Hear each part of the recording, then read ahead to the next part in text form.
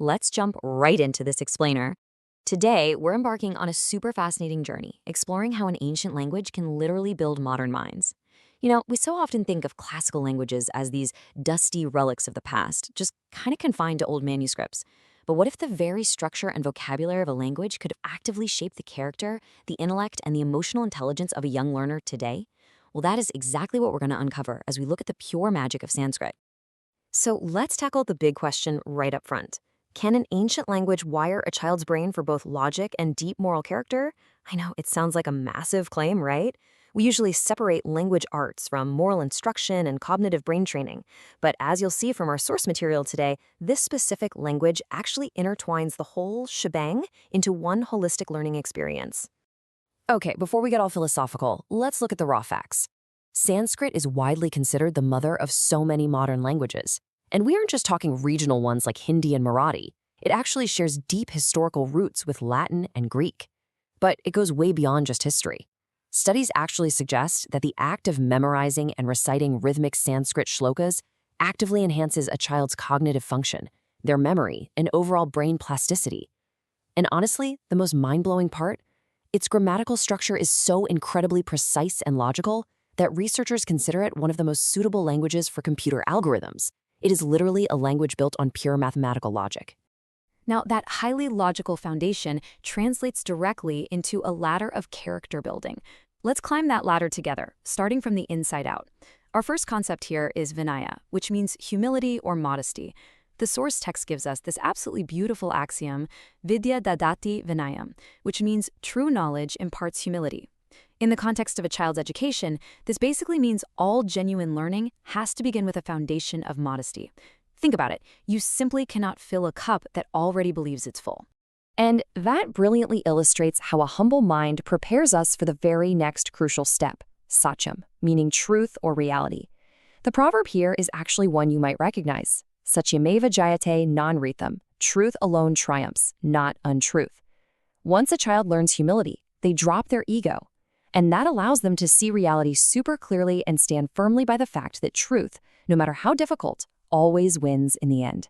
It is absolutely the core building block for personal integrity. Of course, knowing the truth is one thing, but speaking that truth out loud in the real world, well, that often requires immense bravery.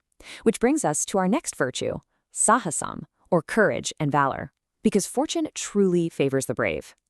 To hold on to Satyam, a child must be equipped with Sāhasam. It's just so fascinating how the language interlocks these values seamlessly, implicitly teaching kids that being truthful inherently requires you to be brave. Now watch how this builds outward into the community. Once our inner character is forged with humility, truth, and courage, we step into the wider world with Paropakāraḥ. This translates to benevolence or altruism. The source teaches that the wealth and prosperity of good people are meant for the benefit of others. It lays down the rule that whatever success or knowledge a child achieves, it shouldn't be hoarded selfishly. Instead, their prosperity should actively help and elevate the people around them. So what happens when you act with that kind of altruism?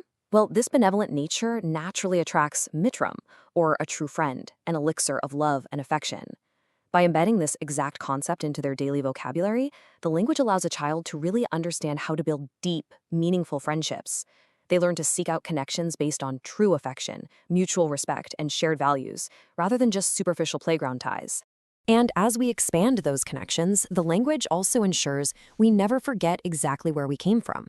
It instills a profound reverence for our roots through the concept of Jananī, meaning mother. The incredibly powerful phrase here asserts that mother and motherland are superior even to heaven. It's a vital, grounding principle. It reminds young learners to always honor their origins, respect their caretakers, and cherish their cultural heritage above all else. Reaching the absolute pinnacle of our value ladder, we find Buddhiḥ, representing profound intellect and wisdom. The quote here translates to, "He who possesses intellect possesses strength." So the crucial takeaway is that true strength doesn't actually come from physical force or loud dominance. After building a rock-solid foundation of humility, truth, courage, benevolence, friendship, and respect for our roots, a child learns that their most potent superpower is without a doubt their intellect. Ultimately, mastering all of these interconnected virtues leads to one incredibly beautiful overarching outcome, and that's Śāntiḥ, a state of deep tranquility and peace. You'll often hear it chanted as Om Shanti Shanti Shanti, right? Peace, peace, peace. This represents a completely holistic peace. Peace for the individual mind, peace for those in their immediate circle, and peace for the world at large. It's the ultimate goal of this entire linguistic and character-building journey. Now, let's be real for a second. Absorbing all these deep, 5,000-year-old philosophical concepts sounds a bit heavy for a young kid, doesn't it? Well, what's really amazing about this explainer is how a platform called Sanskrit Prawah translates this massive universe of ancient wisdom into a highly dynamic, joyful, and animated learning environment. It's specifically designed for young minds aged 5 to 12. They are essentially taking philosophy and making it incredibly fun.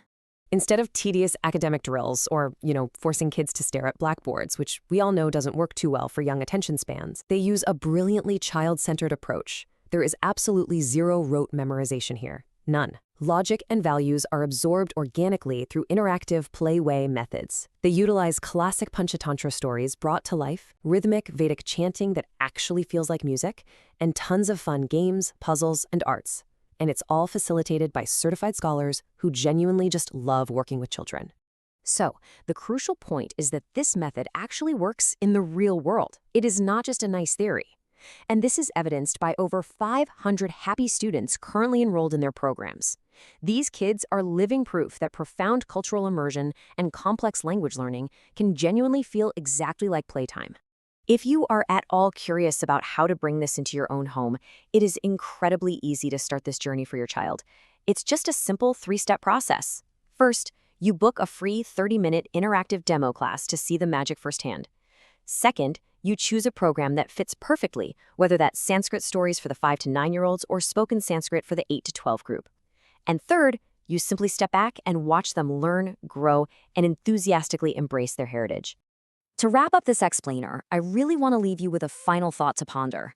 What profound truths might your child discover if learning felt like pure joy? If we can wire a child's brain for both logical brilliance and deep, enduring moral courage just by playing games, telling ancient stories, and chanting together, well, what amazing things could your child achieve? Thank you so much for joining me to explore this truly magical intersection of ancient language and modern learning. Keep exploring and keep learning.